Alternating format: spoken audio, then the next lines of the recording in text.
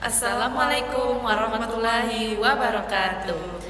Perkenalkan, saya Dewi Fadila Dan saya Nazia Istiqomah. Kami dari kelas 5 PAUD B.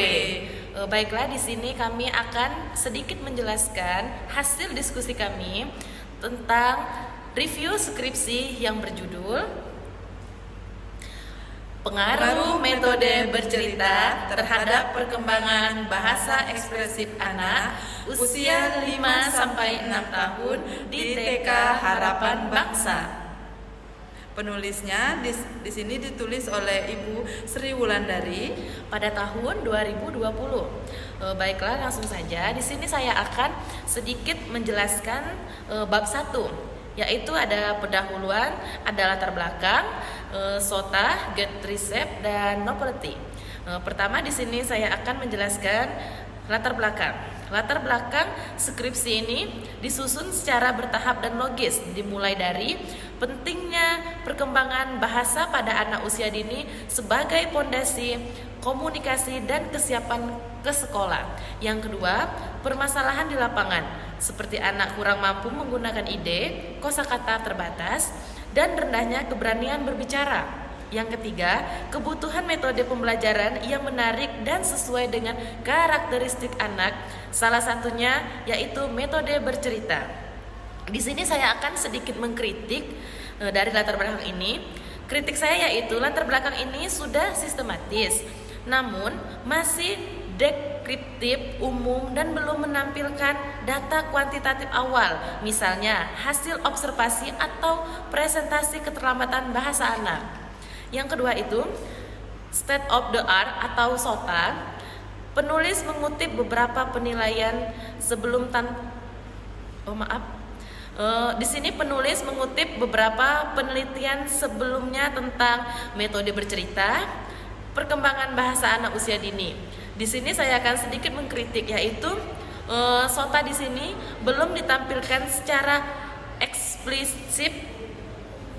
Penelitian terdahulu hanya dirangkum, belum dibandingkan secara kritis apa persamaan dan perbedaannya dengan penelitian ini. Yang ketiga,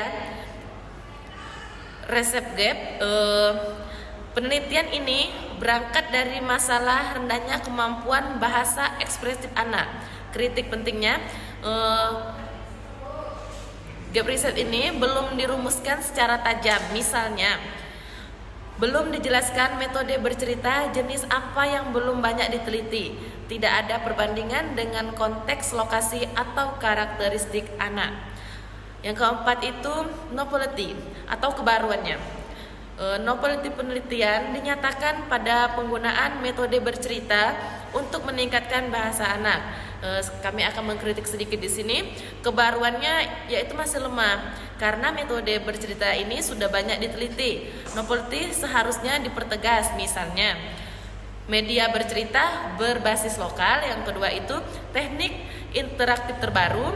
Yang ketiga, fokus spesifik pada bahasa ekspresif anak. Mungkin rekan saya akan melanjutkan di bab 2. Baik, saya akan melanjutkan dengan bahasan bab 2 tentang landasan teori dan hipotesis. Yang pertama yaitu kualitas sintetis teori. Landasan teori ini mencakup beberapa hal. Yang pertama yaitu pengertian perkembangan bahasa, kemudian tahapan perkembangan bahasa anak usia dini, kemudian metode bercerita, hubungan metode bercerita dengan perkembangan bahasa.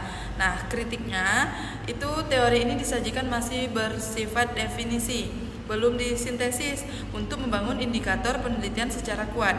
Yang kedua, variabel penelitian, variabel X-nya itu menentukan metode bercerita, sedangkan variabel Y-nya itu perkembangan bahasa anak. Kritiknya, indikator variabel Y belum menjelaskan secara rinci berdasarkan teori perkembangan bahasa, misalnya kosakata, struktur kalimat, keberanian berbicara. Yang ketiga itu hipotesis. Hipotesis ini dirumuskan secara jelas dan terukur. Kelebihannya itu hipotesisnya sesuai dengan pendekatan kuantitatif dan dapat diuji secara statistik. Baiklah, lanjut kita langsung saja ke bab 3, yaitu metode penelitian. Populasi dan sampel yang pertama. Populasi dan sampel ditentukan dengan jelas. Di sini kami mengkritik sedikit, teknik sampling tidak dijelaskan secara mendalam. Acak, Forfusef atau total sampling. Yang kedua, instrumen penelitian. Instrumen berupa lembar observasi perkembangan bahasa. Di sini kami mengkritik validitas dan reliabilitas instrumen belum dijelaskan secara rinci. Yang kedua itu tidak dijelaskan uji instrumen sebelum digunakan. Ketiga, desain penelitian. Desain eksperimen semu sudah tepat untuk tujuan penelitian. Kelebihannya di sini desain sesuai dengan karakteristik penelitian pada anak usia dini.